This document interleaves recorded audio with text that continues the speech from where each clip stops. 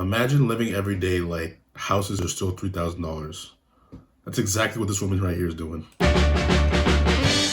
I'm Lacey Faye, and I live every day like it's 1958. Somebody gotta tell bro that you can't be walking around in a car like that. Can you imagine the gas emissions off that thing? You are single-handedly plunging our world into the next ice age. Please get a better car. People's reaction is it's almost always positive. This is who I am. This is what you call 40-year-old, 50-year-old LARPers, live action role players. Get your ass out of that get up and get to work. Like, do they do this shit 5 days a week? 9 to 5? Monday to Friday? Or is this like a weekend thing? reaction is it's almost always positive. This is who I am. This is I know these what I niggas like in the and back probably like, what the fuck are these niggas doing? Again with this shit? I feel like you should do what you like. You should do what makes you feel beautiful and dress however you want to dress that makes you feel the most like you. People will stop dead in their tracks and they'll just stop and their eyes are It fixed. seemed like y'all niggas just jumped out of a time machine and blew in from Stupid Town. I'd be staring too. Eyes are fixed on her as we'll walk by. Yo, cracking the windshield of a 1950s car is crazy. That's imminent death.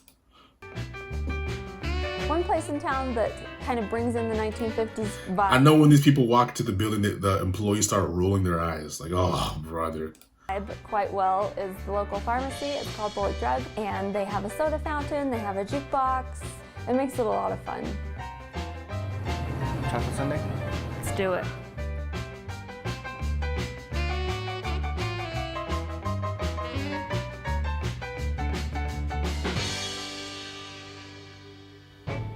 As soon as I put on the first 1950s dress with my hair and makeup done, that's when I felt like I was finally me.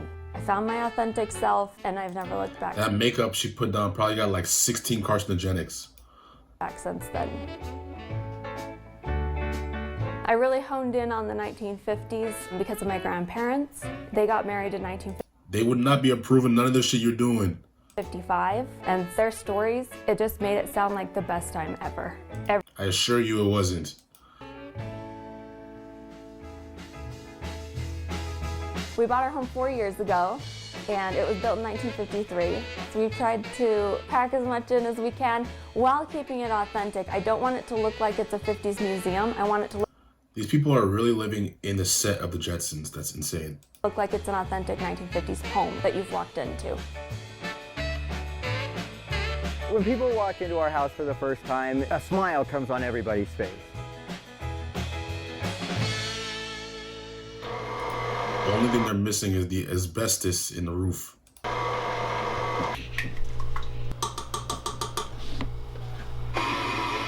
Our 1950s kitchen, I've tried to do as authentic as I could, and I think the appliances work better. It was built to last forever, that you would keep that forever, and I think so. I mean, At some point, this has to be classified like mental illness.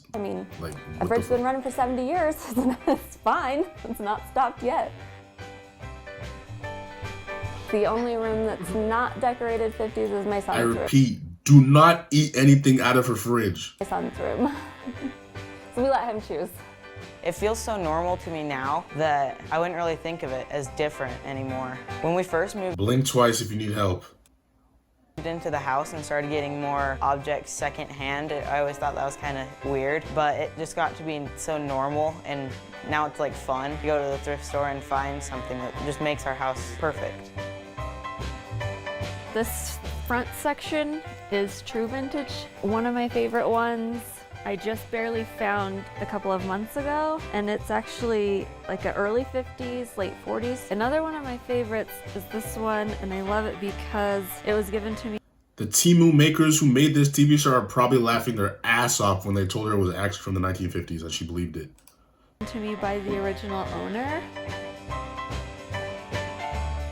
To me, the 1950s style is normal. I understand that to outside folks looking in that it could be weird, but I think everybody's weird in their own way. Everybody's nerdy about something, and it might as well be something that you love.